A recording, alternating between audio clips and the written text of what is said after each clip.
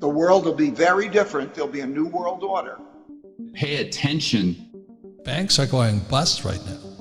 What does that mean? Not just the banks, it's the government, it's the private sector, it's our entire economy, because these debt cycles run in courses of 75 to 100 years. I'm going back to Ray Dalio.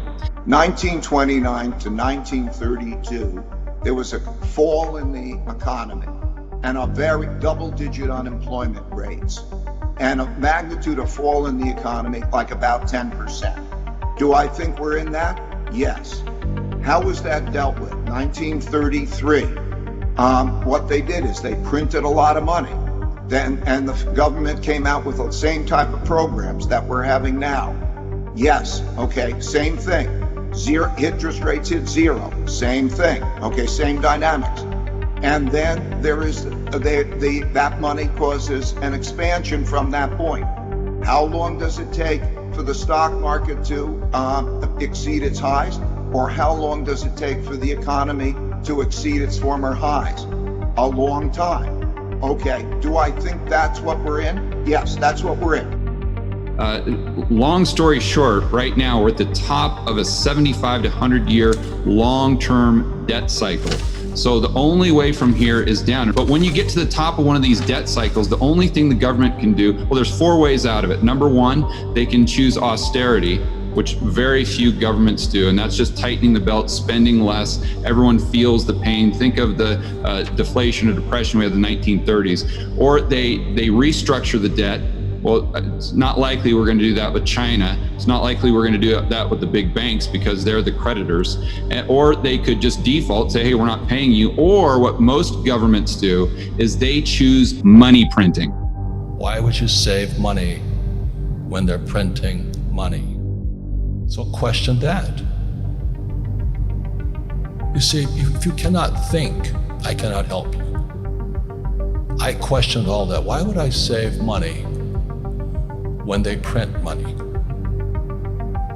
That's what happened in 1971 when President Nixon took the dollar off the gold standard. They can print as much as they like.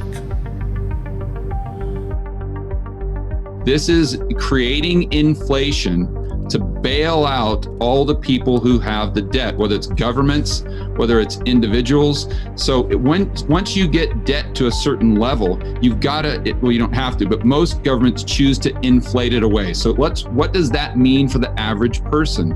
Well, if the government is going to try to create inflation, meaning the cost of goods and services going up, what you want to do is you want to make sure that you're positioned for that.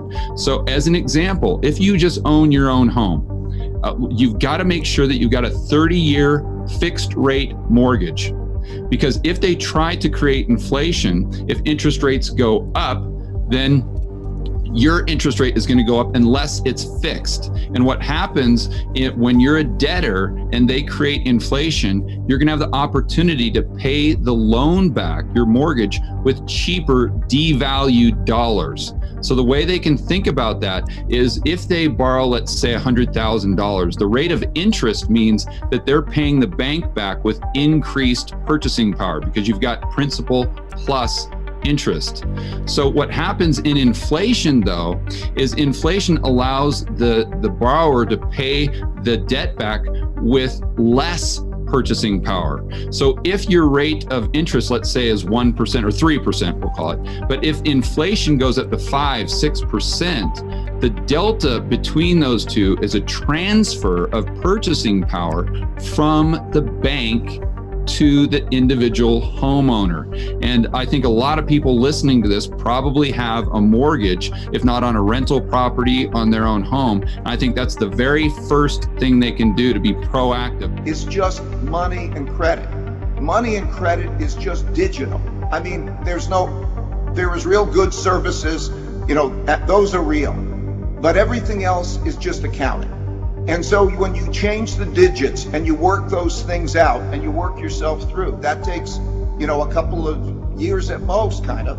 And then you come back into a restructured environment. And it could be said that it is really healthy in many ways because it is a stress test. Because if you look at history, people have sometimes they get weaker or they're not prepared to, in many ways. Weaker in terms of maybe they don't build enough savings and they operate that, or maybe they emphasize luxuries over necessities. It's a reorienting type of experience that in many ways makes us healthy, even appreciating the basics of life.